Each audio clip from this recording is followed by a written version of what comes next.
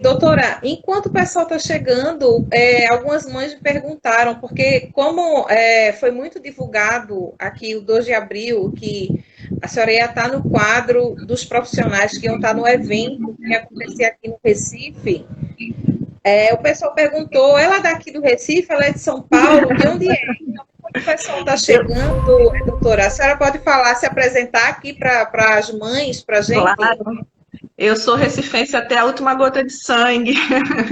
Eu sou da Várzea, para ser bem exata.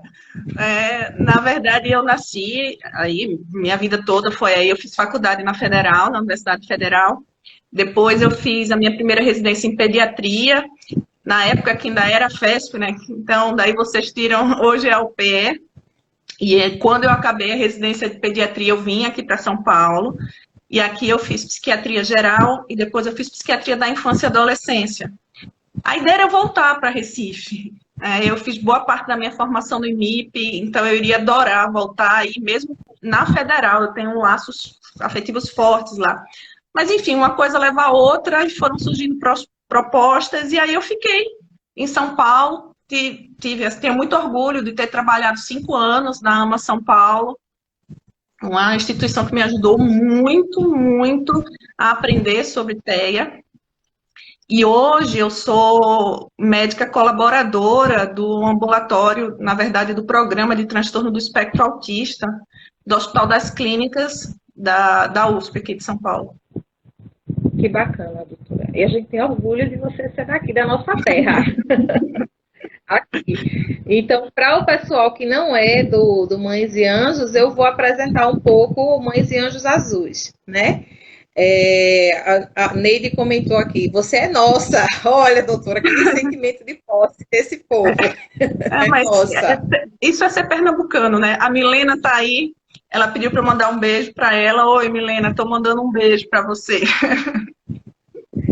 Então, Mães e Anjos Azuis é um grupo que surgiu, na verdade, aqui no Recife, na comunidade aqui, numa comunidade chamada Areias, que fica na região da periferia, onde eu tinha recebido o diagnóstico há pouco tempo do meu filho e fui em busca de informações. Foi quando eu conheci a Afeto. E através da Afeto, eu comecei a ter acesso a muitas informações de boa qualidade, que Ângela sempre procurou trazer profissionais muito bons, sempre com muito zelo e muito cuidado para cá, para Recife, né? Então, eu comecei a me inquietar com toda aquela informação de boa qualidade e eu imaginava, poxa vida, é muita coisa, eu estou tendo acesso, mas imagina as outras pessoas que não estão tendo acesso, como é que vai ser para essas crianças se desenvolverem se nem todo mundo pode ter acesso a essa informação que eu estou tendo? Uhum. E aí eu resolvi, através da escola do meu filho, fazer uma palestra, um movimento de informação. E aí criei um encontro, né? Tem um autista na minha vida, na escola do meu filho, que meu filho Legal. estudava na época. Esse encontro, depois, ele foi para uma praça na rua, aqui na vila, no bairro. Aí desse encontro eu conheci uma mãe, que conhecia outra mãe, que conhecia outra mãe. Aí no segundo ano o encontro estava muito maior. E aí nós resolvemos nos agrupar, nos agregar e conhecemos muitas outras mães. No grupo de WhatsApp hoje nós somos mais de 200 mães. E aí, Uau. desde 2012 para cá, né, a gente já está em 2020, são 8 anos, já são muitas histórias, a gente já fez muitas ações e nos agregamos a várias outras instituições, associações, e a gente já brigou muito com o poder público, já fez muitos protestos, e a gente sempre está buscando, né? E aí a gente resolveu se tornar uma associação, mas realmente não no cunho de atendimento terapêutico, de se tornar uma clínica, porque Uhum. a maioria do nosso público, das nossas mães, das nossas crianças, são realmente pessoas da classe popular, de Uhum. baixo poder aquisitivo da classe popular. Então, o nosso interesse realmente é manter o acolhimento e o ativismo, a militância, a luta, a informação, conscientização, né? E a gente, alguém perguntou onde fica. A gente ainda não fica, a gente decidiu se tornar uma associação mas a gente ainda não tem uma sede, justamente por essa questão financeira. A gente está engatinhando, né? Então, a gente está nascendo enquanto associação. Nós somos um grupo maduro de luta e de militância há muitos anos, mas fisicamente a gente não tem ainda a condição financeira de ter um prédio, uma sede. Ainda não, mas a gente vai ter. Então, a gente já está com um grupo bom. Vamos começar, vamos bater um papo bem bacana agora. A nossa cidade é Recife, é Daniele Darling, né? A nossa cidade é Recife. A minha bom? também. Eu não estou ali, mas a minha também.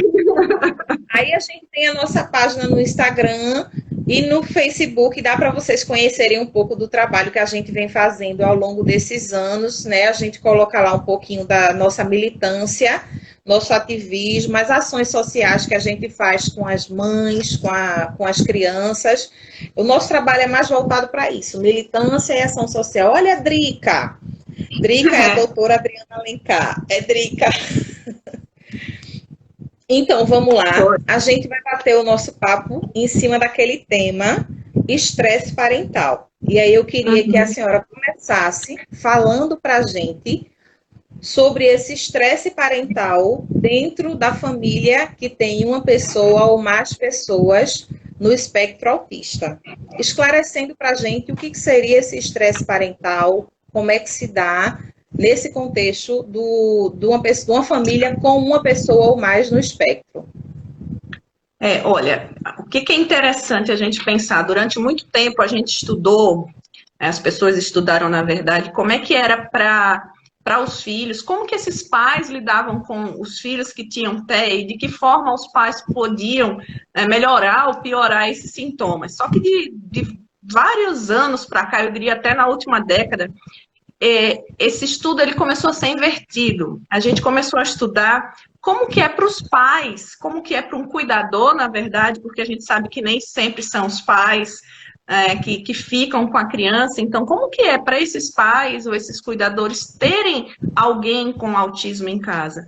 Eu tenho super cuidado na hora de falar isso, porque eu sei que existem vários níveis de autismo, vários níveis de transtorno do espectro autista. Aqui hoje, na maior parte das vezes, eu vou me referir àquelas pessoas que têm um transtorno do espectro autista moderado e grave. Porque se a gente vai para o espectro, né, se a gente tem essa noção de hierarquização de sintomas, aquelas pessoas que têm um autismo, um transtorno do espectro autista leve, em muitos aspectos, elas não vão caber no discurso da gente. Então, é só para deixar claro, porque a ideia não é falar sobre capacitacismo, na verdade é a gente falar sobre aquelas pessoas que realmente têm dificuldades maiores, moderadas e graves. Então, falando do estresse parental, o que a gente percebe?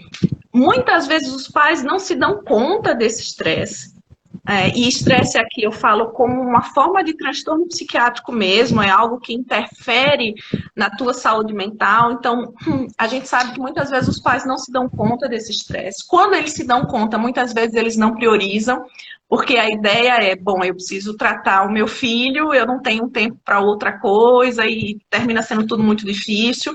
E é importante a gente pontuar que para os filhos estarem bem, os pais precisam estar bem. Não é fácil, mas é uma verdade. Mas nesse caminho tem vários desafios, né? Desde da angústia, que é procurar o diagnóstico, perceber o diagnóstico, enfrentar a família para ter diagnóstico, conseguir um profissional, depois que você tem o diagnóstico, como que você vai intervir, como que você vai tratar. E coisas, Andressa, que na verdade as pessoas não se dão conta. Por exemplo, transtorno de sono é muito mais frequente em cuidadores e pais cuidadores e pais de pessoas com transtorno do espectro autista. Por quê? Porque os filhos não dormem, muitas vezes os pais não dormem, e isso se transforma num transtorno de sono. Muitas vezes os pais ou os cuidadores de pessoas com transtorno do espectro autista têm maiores questões alimentares. Por quê? Porque esses meninos não raro ou são seletivos ou são compulsivos, e aí toda a organização alimentar da casa passa a girar em torno disso. Às vezes eles seguem algumas dietas, enfim. Então, a parte da alimentação também muda. Para vocês terem uma ideia, hoje a gente sabe que o gasto, ou, enfim, o investimento, que eu acho que é a palavra mais adequada, em alguém que tem transtorno do espectro autista leve e moderado, pode ser 8 vezes maior do que uma pessoa que tem desenvolvimento típico. Entretanto, o que a gente vê é que a enorme maioria dos pais, dos cuidadores, só um consegue trabalhar. Então, você gasta 8 vezes mais e ganha pela metade, o que também gera estresse. Então, assim, existe uma lista, falando, por exemplo, da questão do próprio casal. A gente sabe que talvez até em resposta a todo esse estresse ambiental, há maior risco de separação. Sim. Ainda tem algo que reflete, eu acho que não só dentro do TEA, mas na nossa própria cultura. Isso tem mudado, cada vez mais tem mudado. Tem alguns pais, homens, que têm se destacado, mas de uma maneira geral a gente ainda vê uma sobrecarga nas mães. Então, tudo isso corrobora, tudo isso ajuda para que depressão e ansiedade sejam, a cada 10 mães, pelo menos 6 delas têm transtorno ansioso ou transtorno depressivo, aqui como um transtorno, não como um sintoma. Sim, doutora. Eu tenho me preocupado bastante com isso, né? Uma coisa que nesse momento da pandemia se tornou muito mais evidente para nós, né? Nós que estamos no grupo, assim, tomando mais conta do grupo, das mães, e especialmente uma das minhas amigas que está aqui no grupo, a Neide, a gente está sempre prestando atenção nas mães, sempre acolhendo, ouvindo. A gente tem se preocupado bastante, porque a gente está vendo as nossas companheiras, está olhando para nós mesmas e vendo as nossas companheiras exatamente dessa forma. E aí, uma pessoa trouxe uma fala aqui, e eu vou referendar isso, porque não é somente nos casos moderados e severos. A gente fica até que ponto se perguntando essa questão do leve, porque atualmente o meu filho, ele é leve, ele era um moderado que evoluiu para um leve, né? Então, atualmente eu estou com 2 crianças dentro do espectro consideradas leves. Mas, assim, vivemos momentos tão intensos que eu pergunto, é leve para quem? Para quem é leve? Porque às vezes nós mães, assim, a gente, quando começa a conversar e refletir, a gente dá uma surtada com esse termo leve, doutora, porque a gente tem tanta raiva desse leve. Leve? Como assim leve? Leve para quem? Quem inventou esse nome leve? Porque muitas vezes, mesmo sendo o leve, nós experimentamos vivências de comportamento autolesivo, comportamento heteroagressivo, nós experimentamos vivência de restrição e seletividade alimentar assim, extrema, nós experimentamos vivência de distúrbio de sono extremo, nós experimentamos comorbidades que deixam a gente, às vezes são mais difíceis do que o espectro, o TOD, o TDAH, epilepsia. E aí a gente acaba experimentando a vivência de que, assim, a gente acaba experimentando uma vivência também, uma convivência familiar também muito intensa. É claro que a gente não tem como colocar uma escala, uma medida, não tem como medir sofrimento, não tem como medir, mensurar sofrimento, quem sofre mais, quem sofre menos. Você sofre, cada um é que sente, né? Cada um é que sente o que é sofrido para si. E isso que a senhora está falando é muito relevante, muito preocupante. E aí me faz... eu juntei algumas coisas que a gente tinha guardado de perguntas da outra vez que a gente não conseguiu. Tentei colocar tudo num pacote só. E aí a senhora já falou alguma coisa sobre isso, a questão da depressão, mas, de fato, quando a gente deve começar a se preocupar?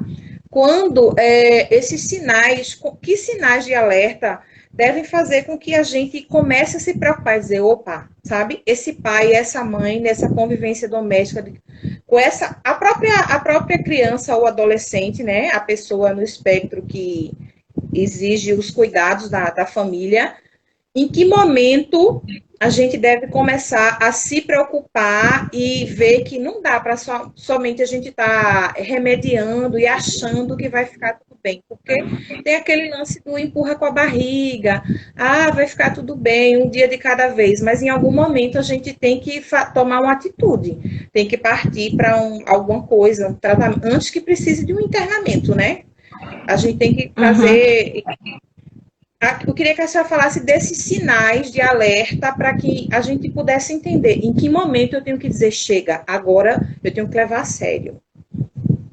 Tá, antes eu vou te pedir uma gentileza só para, eu acho que vale a pena a gente deixar claro. Quando eu comentei, né, que hoje o foco, quando eu falo de maiores perdas, é para moderados e graves, isso não quer dizer que leve não tenha. Porque se leve não tivesse perdas e complicações, ele não teria diagnóstico. Você só tem diagnóstico, para você, a gente precisa pensar, e já talvez respondendo um pouco a tua pergunta, sintomas depressivos, sintomas ansiosos, ou mesmo sintomas do transtorno do espectro autista, isoladamente eles são só sintomas. Quando que eles passam a ser um transtorno? Quando eles são intensos, quando eles são frequentes e quando eles trazem sofrimento, seja para a pessoa que tem, seja para as pessoas que estão ao redor. Então, quando a gente fala de transtorno do espectro autista leve, de maneira alguma significa que isso não traz sofrimento, que isso, não tenha uma necessidade de investimento, não tenha todas as adequações a serem feitas. Mas é interessante porque naquele caso dos indivíduos com transtorno do espectro autista leves, e aqueles que crescem, os adolescentes e adultos, eles podem falar por si. Então, eu acho importante também, cada vez mais, a gente entender, quando eu falo dos moderados e graves, eu falo porque muitas vezes eles não têm voz, muitas vezes, não sempre.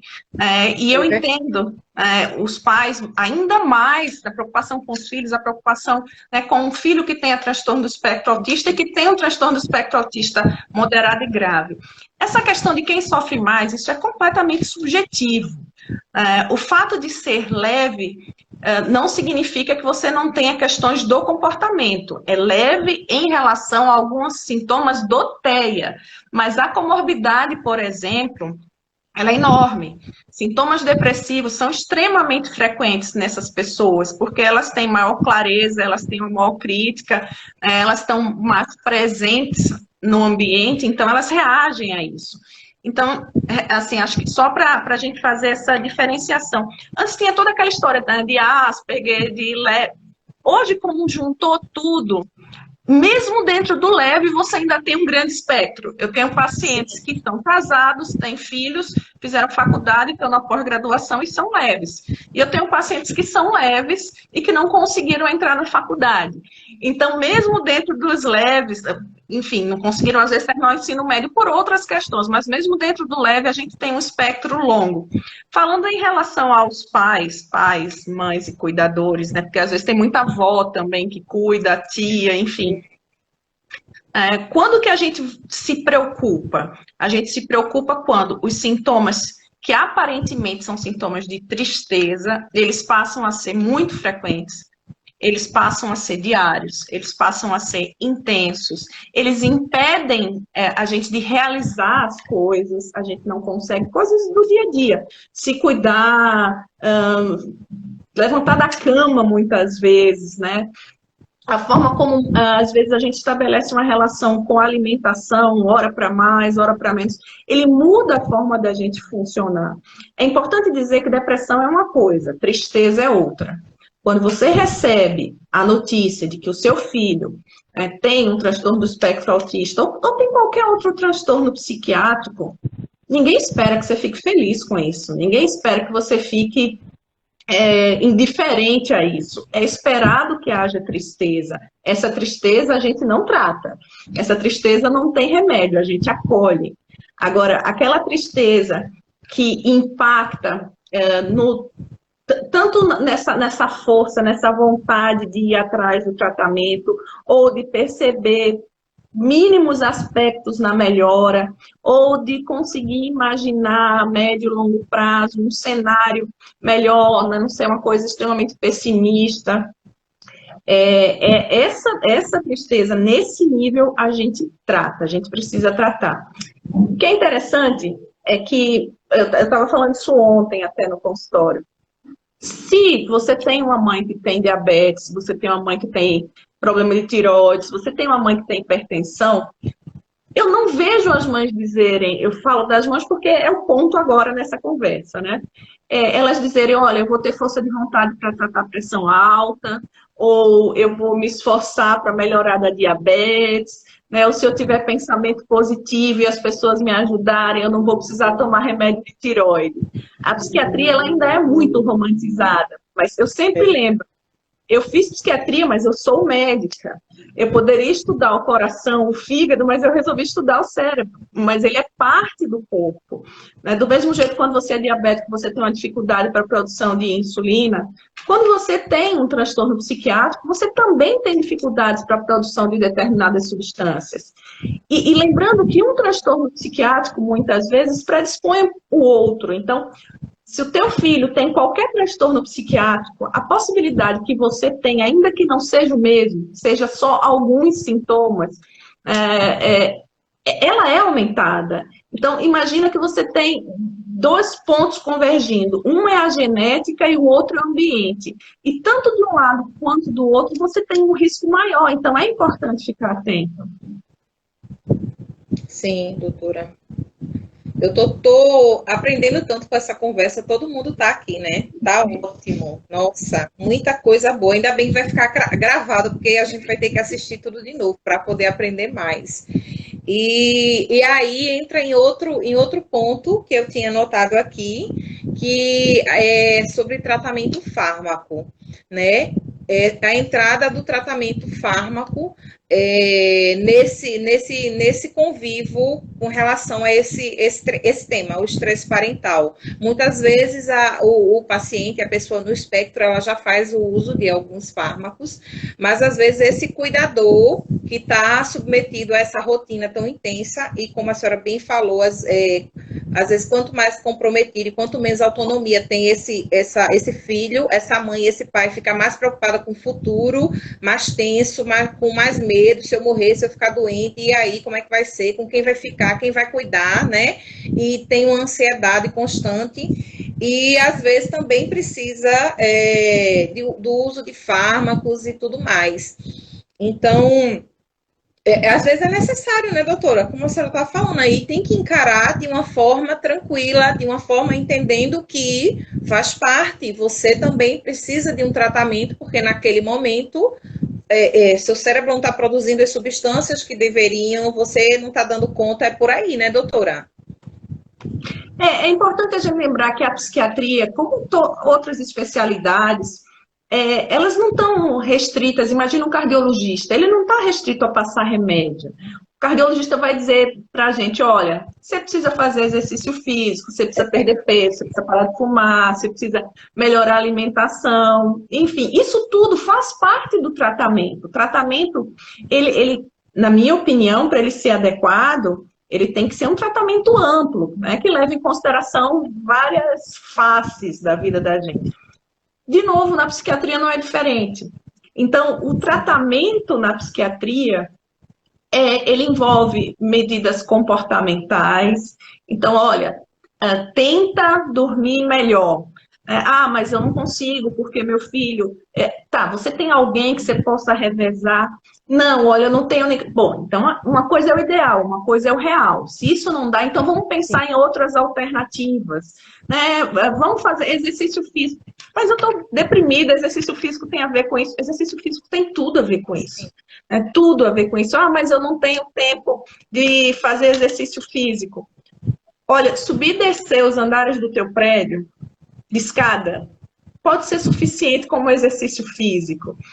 A alimentação, muitas vezes, uma alimentação adequada é um tratamento para transtornos ansiosos ou depressivos, enfim. Uma coisa que é muito, muito interessante, uma vida social, a gente está no período de quarentena. Talvez agora as pessoas estejam percebendo como, quando a gente é privado de convívio social, isso pode adoecer. quando a gente é privado de convívio social, o quanto que a gente pode ficar triste. E quando existe alguém que tem transtorno do espectro autista na família, mesmo sem que se perceba, a sociedade muitas vezes impõe o isolamento. As pessoas muitas vezes não estão preparadas para isso. A família muitas vezes se afasta. Por mais que as pessoas digam que entendam, elas exigem da pessoa que tem transtorno do espectro autista que eles funcionem como se eles fossem normotípicos. E a família termina se isolando, e as mães terminam com poucos amigos. Daí a importância enorme de uma associação de pais, porque vocês que se dão suporte, isso também é saúde mental. E tomando todos esses cuidados, entra como mais um item o medicamento. Que é como eu estava falando antes, você pode tomar medicamento para pressão alta, para alergia, para diabetes, ou para depressão, ou para ansiedade, ou para bipolar, ou para o toque, ou para qualquer outra coisa que você tenha. O medicamento por si, ele é uma substância inerte, ele não faz diferença. O que faz diferença é o uso que a gente faz dele. Medicamento forte ou medicamento fraco não existe. Existe o uso adequado e o uso inadequado desse medicamento. E quando o uso é adequado, a qualidade de vida melhora muito. Tem várias crenças em cima disso. Mas eu não vou ficar dependente. Mas ele não vai me deixar sedado. Eu sempre brinco, eu falo, olha, eu uso óculos. Eu vivo muito bem sem óculos. Se eu tirar os óculos, eu continuo viva. Eu não sou dependente do óculos. Mas a minha vida fica tão difícil. Se eu coloco óculos, eu te enxergo muito melhor. Eu consigo ler o que está na minha frente. Então, com medicamento muitas vezes é assim, ele não causa dependência, mas a gente se dispõe a usar porque ele melhora a qualidade de vida. Isso é muito importante, né? E é isso que a senhora está falando, isso é muito importante. Acho que a gente precisa criar realmente, tomar uma iniciativa. É aquela coisa muito parecida com o perder peso, eu estou com gastrite e preciso melhorar. Então, não adianta eu tomar só o remédio para gastrite, eu tenho que mudar também o que eu estou comendo, a minha alimentação para poder melhorar. Então, são uma série de decisões e de iniciativas que nós temos que tomar que vão fazer a diferença, né? Não é somente tomar o remédio que vai resolver tudo. Eu tenho que tomar atitudes, eu tenho que tentar, eu tenho que buscar caminhos. E é muito bacana isso, porque realmente nos grupos de mães, nos grupos de convivência, principalmente agora, a gente tem usado cada vez mais essas ferramentas, e eu queria estimular as pessoas que estão aqui, as nossas mães do grupo e as outras associações e grupos que estão aqui, que continuem fazendo isso, que a gente possa cada dia mais excluir do nosso meio os julgamentos e os pré-julgamentos, que a gente possa se acolher, se aceitar, que a gente possa realmente criar um ambiente de confiança e de acolhimento entre nós, porque, na verdade, só nós sabemos como é a nossa rotina. Muitas vezes a pessoa que não tem um filho com deficiência ou no espectro, na sua convivência familiar, dentro da sua casa, não sabe como é, só sabe quem tem um também. Então, é aquela mãe que passa pelo que a gente passa, que trilha o caminho que a gente passa, que calça o sapato que a gente calça, que vai saber como é. Então, esses ambientes, eles precisam servir como plataforma de troca, como rede de apoio. Na nossa live com o psicólogo Adilson Souza, que a gente gosta muito do trabalho dele, porque ele está trazendo esse suporte, né, para as mães, esse olhar para o cuidador. A gente conversou muito sobre isso, que a gente precisa utilizar esses grupos realmente como uma rede de apoio, como se olhar, como troca. E precisa muito de uma atitude nossa, né, doutora? Porque se a gente continuar concentrando tudo na criança, toda a energia, eu estou falando isso porque eu sou muito assim e eu acho que muitas mães são assim. A senhora deve receber muitas mães no consultório assim. Parece que o mundo todinho da gente é só o menino. E a gente quer resolver tudo do menino, parece que, sabe, mas o menino não precisa de você para poder conseguir continuar aquela jornada até que ele alcance uma autonomia, ele vai precisar de você, por enquanto. Então, você tem que se cuidar também. Outra coisa... Eu queria falar, assim, eu queria fazer só um adendozinho, uma coisa Quando você fala da importância, né, dessas associações de pais, eu só concordo com você. Como eu falei, eu tenho muito orgulho de ter trabalhado na AMA. E o meu primeiro paciente com autismo eu atendi em 1998, aí em Recife. Então, desde lá, eu acompanho essa mudança na forma como as pessoas encaram o autismo. E eu não tenho dúvida, mas eu não tenho dúvida que hoje no Brasil a gente só chegou onde a gente chegou e a gente só sabe o que a gente sabe por conta da associação de pais. Né? Porque foram essas associações que mobilizaram o país inteiro, que deram visibilidade, né, que foram atrás de propaganda, que brigam, que discutem por conta do preconceito. Isso é super importante. Em relação aos grupos de pais, aí sim eu queria fazer uma observação. Quando eu participei, eu coordenei um grupo de mães há muitos anos atrás, eu me lembro do primeiro dia da reunião, eu pedi para elas se apresentarem. E elas falavam assim, eu sou fulana, a mãe de fulano. Eu sou fulana, a mãe de fulano. E era impressionante como elas se definiam pelo nome dos filhos. Elas se definiam como isoladamente, de uma maneira restrita, neste papel de mãe de alguém que tem um filho com transtorno do espectro autista.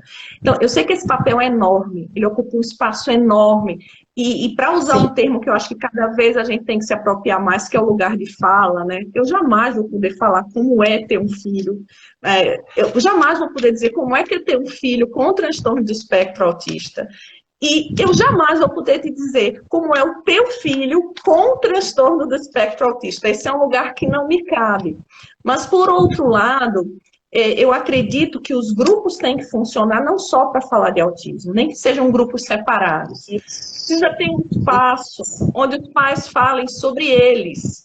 Onde o fato de dizer assim, olha, eu sou Rosa, mas eu sou Rosa ponto, eu sou Rosa que sou médica, eu sou Rosa que tenho minha casa, mas eu não vou me definir por isso. Né? Não que isso não seja importante, não que isso não tome um tamanho na tua vida, mas é preciso ter um momento para ser você e só você, e a partir daí colocar os teus sentimentos. Senão os grupos cumprem a função perfeitamente, mas eles ficam no lugar onde vocês vão falar dos filhos. E eu acho que tem várias outras coisas que precisam aparecer na vida de vocês, e para isso vocês precisam de um espaço. E os pais também, eu não estou falando dos pais, mas, de novo, cada vez mais eles chegam ao consultório, cada vez mais eles participam. Infelizmente, não é generalizado, inclusive por uma questão cultural, mas eu acho super importante reforçar. Antes eu dava aula e não tinha um pai na plateia. Agora eu já consigo ter, sei lá, 100 mães e 2, 3 pais. Já começamos, já é um começo. É verdade. E assim, eu tenho visto esses feixes de luz aos poucos acontecendo no grupo, né?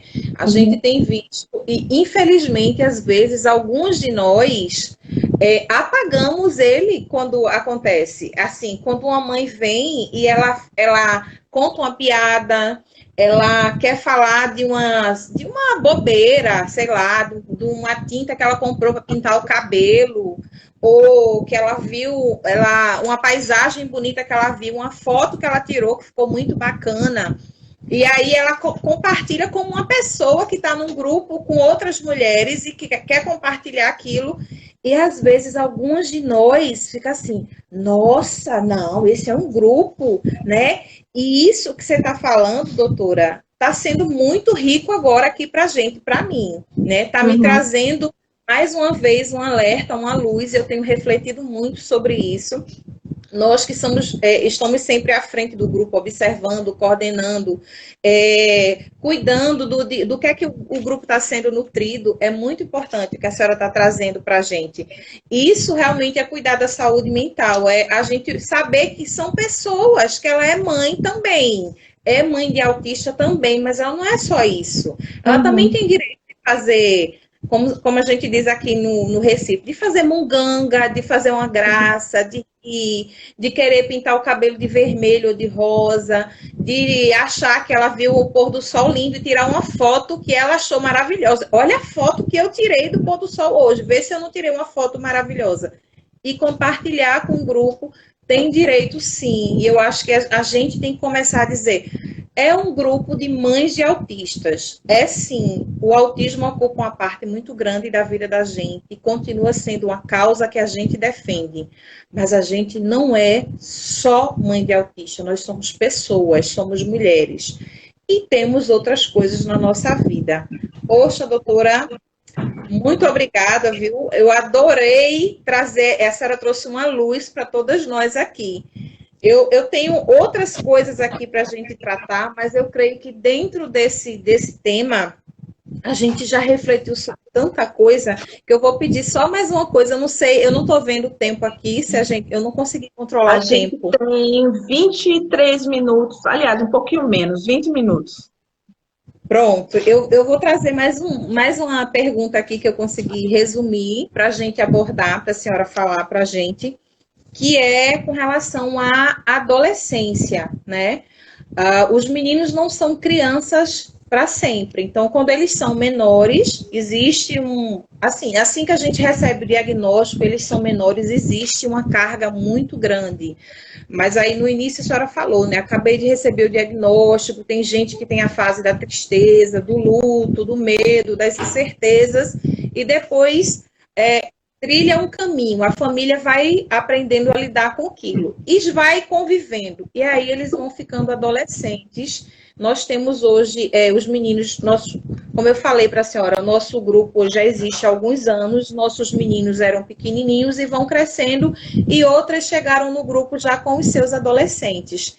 E foi uma pergunta que chegou de várias mães, né, pedindo para a senhora falar a respeito desse convívio, porque elas têm percebido que quando eles vão chegando na adolescência, o convívio familiar fica muito mais intenso, porque a questão dos limites, para os que são Asperger, né, os leves, as regras, e aí a gente às vezes leva em algum médico, é TOD, não é TOD, é TDAH, mas antes não tinha, e agora tem TOD, porque tudo agora o povo diz que é TOD, e a gente fica sem saber se é ou se não é. Então, eu queria que a senhora falasse um pouco dessa fase para a gente.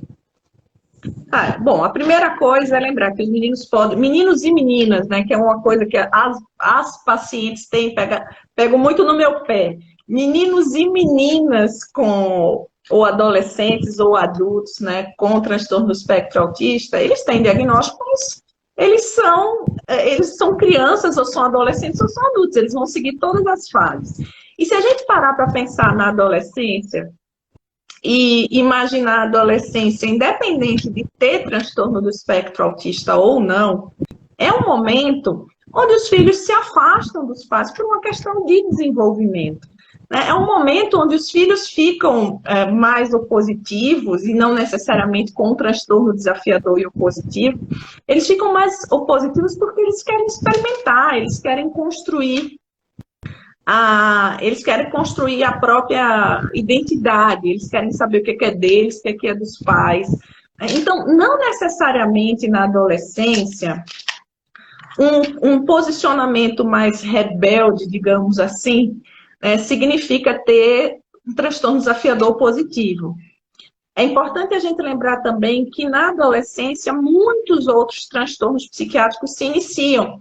E às vezes você pode ter uma comorbidade que se inicia na adolescência, que também tem questões ligadas ao humor ou uma postura mais opositiva, e que isso mescla com a adolescência e traz esse quadro de oposição. Um outro fato que também eu acho que conta na adolescência é que se você tem um filho que não tem transtorno do espectro autista, ele vai se rebelar e você não vai ter espaço para não aceitar. Porque ele vai bater a porta, ele vai dizer, me deixa, em alguns momentos, dependendo do adolescente, vai dizer, olha, me dá um tempo, não gosto de você, quero ficar sozinho, o que seja. Para isso, eu preciso de uma articulação. Os meninos que têm transtorno do espectro autista, eles não conseguem, muitas vezes, identificar, discriminar esse sentimento e conseguir responder de maneira adequada. Eles respondem de maneira disfuncional. É difícil para os pais que têm filhos com transtorno do espectro autista perceberem muitas vezes que eles cresceram. Vou te dar um exemplo. Adolescência e sexualidade. Andam juntos praticamente. Eu vejo, hoje bem menos, mas eu via muito isso, pacientes adolescentes chegando no consultório e as mães beijando, pondo no colo, né, como diz na minha terra, dando cheiro, tratando os meninos como se eles fossem criança. Existe uma coisa que é biológica, que é fisiológica.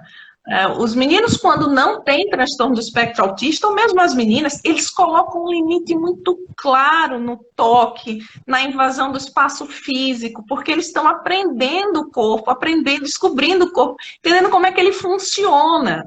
Então, é preciso esse espaço. Quando eles têm transtorno do espectro autista, não sempre, mas muitas vezes, eles não conseguem ter isso claro. E eles não conseguem colocar esses limites. Muitas vezes eles sabem que incomoda, mas eles não sabem exatamente o que está incomodando. Né? Então, de novo, eles podem ter comportamento disfuncional para estabelecer esse espaço. E lembrar que, em vários casos, eles têm dificuldade para filtrar informação e para generalizar. Se ele senta no teu colo e te beija, ele vai achar que ele pode sentar no meu e me beijar, ele muitas vezes vai achar que ele pode sentar no colo de quem está passando na rua, né? Tanto faz quem seja, porque para ele ser assim, pode ou não pode. Às vezes fazer esse filtro, e aqui é onde entra a importância dos pacientes moderados e graves, nesses casos principalmente, a gente tem que lembrar que eles são adolescentes. Somos nós que temos que lembrar de ficar um pouco longe deles.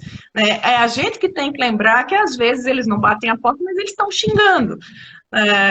Do jeito deles, que às vezes eles ficam com raiva e eles não vão gritar com você, mas muitas vezes eles se batem. Então, entender um pouco o quanto que isso é comportamental, o quanto que é da própria adolescência, enfrentar esse desafio de você ter que pensar por você e pelo seu filho adolescente para estabelecer os limites, né? Considerar se isso não é uma comorbidade psiquiátrica que acontece mais, então quem tem TDAH tende a ser mais impulsivo, o transtorno afetivo bipolar começa muito nesse período, essa é uma época que os meninos têm mais crítica, que percebem que não formam um grupo, então muitas vezes eles têm sintomas depressivos, os sintomas depressivos podem levar à irritabilidade, à agressividade, então precisa ter esse olhar macro. É verdade. Dá muito pano para manga. Isso que a senhora falou, da gente às vezes, os meninos, muitas vezes, muitos deles já são muito carinhosos conosco, né? Com as pessoas de fora, não, mas conosco eles beijam, cheiram, abraçam bastante. E às vezes os meninos estão crescendo e a gente continua nesse grudinho, né? A gente parece que não sabe colocar um freio. Nós, mães, o menino tá lá grandão, já tá com a restinha do bigode e as mães realmente querendo colocar o menino no colo e fazendo denguinho como se ele fosse pequenininho ainda. E realmente a gente tem que se policiar. Nós, mães, temos que nos policiar quanto a isso, né?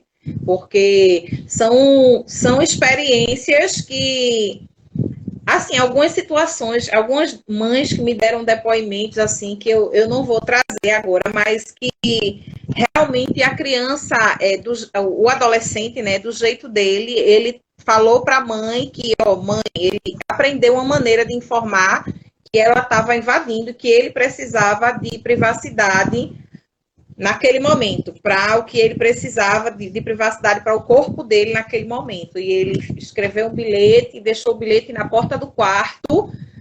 Né? Ele não verbalizou, não brigou com ela, mas ele fez o bilhete e deixou na porta do quarto, dizendo que ele precisava naquele momento de privacidade, porque a mãe estava sendo invasiva. É super funcional. E eu acho que aqui cabe, como a gente está falando do grupo de mães, a gente está falando muito da questão feminina, é importante lembrar que a maior parte, né, 4-1 são meninos, ou são do sexo masculino, mas também tem meninas, e essas meninas também são adolescentes, e na adolescência também a gente tem que lidar com a sexualidade dessas meninas.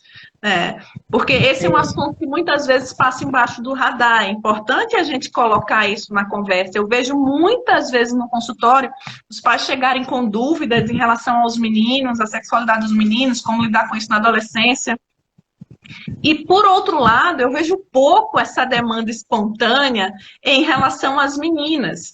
E é super importante, inclusive para abrir espaço para outras questões ligadas à educação sexual, né, como o abuso, como a invasão, né, como as pessoas, como ela tem que se comportar, o que é um toque bom, o que é um toque ruim, né, quem pode, onde pode, de que jeito, como, sem, naqueles casos, obviamente, que cabem, e aí sim a gente fala dos casos leves, aqueles casos que cabem, sem a gente tolher. A ideia é que os meninos sejam independentes, que eles sejam funcionais e muitas vezes, em determinados aspectos, que o desenvolvimento seja normotípico. Então, desenvolvimento normotípico nessa idade é poder escolher se você se interessa, não se interessa, como se interessa, por que se interessa, e o que você vai fazer com esse interesse afetivo, sexual, romântico que você tem. Então, isso é um fato importante para a gente lembrar. Seria coisa para a gente levar para a terapia, doutora, para buscar apoio na terapia? Ou a senhora acha que o convívio familiar, os pais só, ou precisaria entrar com apoio terapêutico, a psicóloga para ajudar nesse processo? Acho que é uma questão de orientação. Como eu falei no início, hoje a gente estuda muito como é que essa questão dos pais que têm um filho com transtorno do espectro autista e o que é mais importante em termos de prognóstico. Antes de medicação, antes de qualquer outra intervenção, hoje, um dos fatores de melhor prognóstico para transtorno do espectro autista é a orientação sistemática de pais. Então, dentro daquilo que eu falei para vocês, sim, de prescrição médica, entra a orientação sistemática de pais. Cada fase vai ter suas particularidades. Para cada fase, vocês vão precisar de orientação. Muitas vezes, sem precisar de diagnóstico, os pais precisam de orientação, o filho não vem com manual de instrução. Então, dentro de um caso assim, pensando no transtorno do espectro autista, o que fazer nesses momentos? Leva para a pessoa que te dá o suporte, seja o psiquiatra, seja o psicólogo, conversa sobre isso. E às vezes conversa abertamente, os meninos são objetivos, eles são concretos, eles são diretos. Se a gente fica dando voltas ao redor do mesmo assunto, eles não vão entender do que a gente está querendo falar muitas vezes. E aí, poder sentar e falar abertamente sobre isso, com as devidas orientações, faz toda a diferença.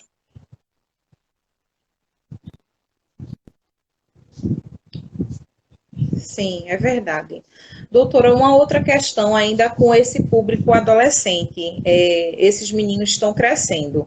Os meninos que são de alto funcionamento, que conseguem oralizar, que conseguem se comunicar. Eu tenho percebido, e isso eu senti, né? Mas eu gostaria de uma orientação que talvez não sirva só para mim, para as pessoas que conversaram comigo, sirva para outras pessoas. Que às vezes nós pais, com o desejo de que eles encontrem pares, pessoas com as quais eles se identifiquem, a gente acaba querendo intervir e de repente promover encontros espontâneos para que eles conheçam outros Asperger que a gente acha que de repente vai que ir, né? Vai rolar. Porque existe hoje uma modalidade de terapia que é a psicomotricidade relacional, que são os grupos, né? Só que eu tive experiências ruins quando eu levei minha filha para esses grupos, porque eu cheguei lá um grupo que não tinha nada a ver com o perfil da minha filha, crianças menores, que não tinham os mesmos interesses e que ela não se sentiu à vontade, ela não gostou do grupo. Então, aí vamos tentar outro grupo. Quando ela chegou no outro grupo, também não rolou muito. E aí, eu como mãe, eu estou falando aqui, segredos de Andresa abertamente para todo mundo. Mas eu creio que pode ajudar outras pessoas, porque foi conversa que eu tive com outras mães, inclusive o interesse que estava nascendo de criar um grupo de socialização, grupos de apoio de adolescentes, mas que teoricamente seria, vamos dizer, promovido por mães ou pelas associações. Como tem grupos de apoio de mães, grupos de apoio, enfim, grupos de apoio.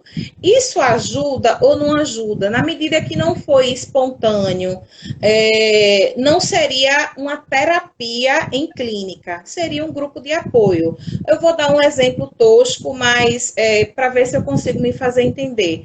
Um grupo onde a participação é voluntária, como a por exemplo, a participação é voluntária. Não, eu entendi o que você está dizendo, inclusive, assim, aqui em São Paulo a gente tem grupos assim, né? E tem grupos, na verdade, existem grupos aqui de treino de habilidade social, digamos assim, né? Você não precisa ter transtorno do espectro autista, você precisa ter dificuldade em habilidade social. Dentro desse grupo... Era isso que eu estava pensando. Dentro desse grupo, você tem pessoas com diagnóstico diferentes, né?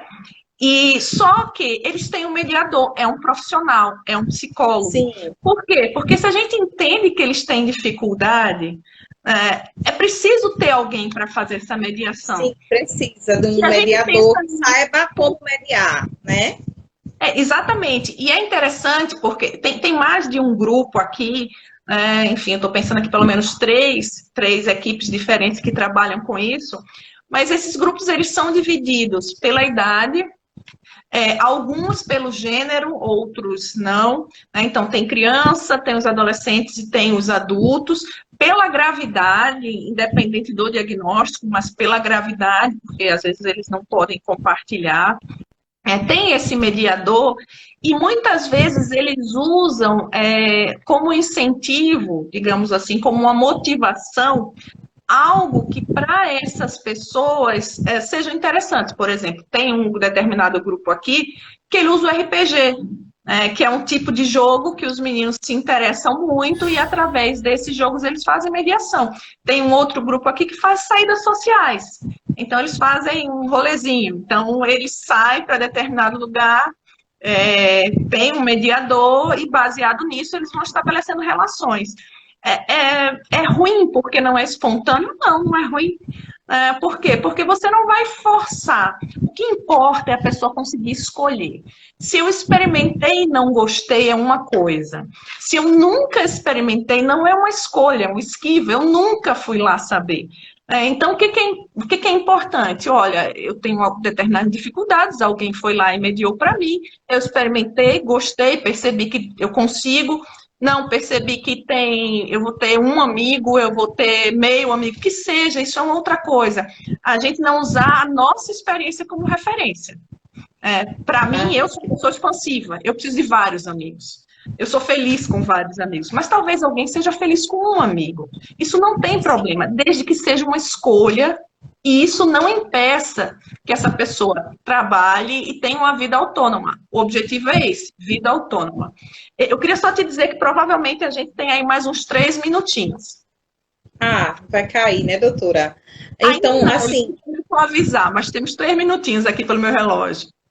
Olha, doutora, então, para a gente não ser pega de surpresa e não cair no ápice, eu acho interessante a senhora fazer umas considerações finais, né? E a gente encerrar, porque foi muito rico. Nossa, a gente aprendeu demais. E eu acho que para ficar gravado e a gente assistir várias vezes, foi muito bom. Olha, já tem gente fazendo bonequinho chorando aí, doutora, porque foi muito bom, tá? E papo, a gente não sentiu o tempo passar. A senhora não tem noção de quanto agregou e contribuiu com essas informações super pertinentes, assim. Trouxe muita coisa para a gente. E essa informação final do grupo me deixou super feliz, porque eu sempre estou observando as mães, o grupo, e sempre estou pensando o que é que a gente pode fazer. Eu brinco com as meninas, eu digo, eu sou meio coisada, porque eu sou inquieta, eu sempre fico pensando que a gente pode fazer mais alguma coisa, a gente pode fazer mais. E eu vinha pensando nesse grupo de habilidades, treino de habilidades sociais. E já fiz um levantamento de alguns adolescentes e já estava pensando, mas depois eu fiquei um pouco incomodada, porque eu nunca tinha feito nenhum estudo, eu não tinha pesquisado nada na literatura, e eu estava um pouco insegura. 30 segundos. Né? Pronto, doutora, se despeça do pessoal e Salva a live, doutora. Tá bom. Pode deixar que eu vou salvar, gente. Muito obrigada. E a mensagem final era: vocês são mães, mas vocês são pessoas. Se cuidem, vocês vão além disso. Tchau. Tchau, tchau.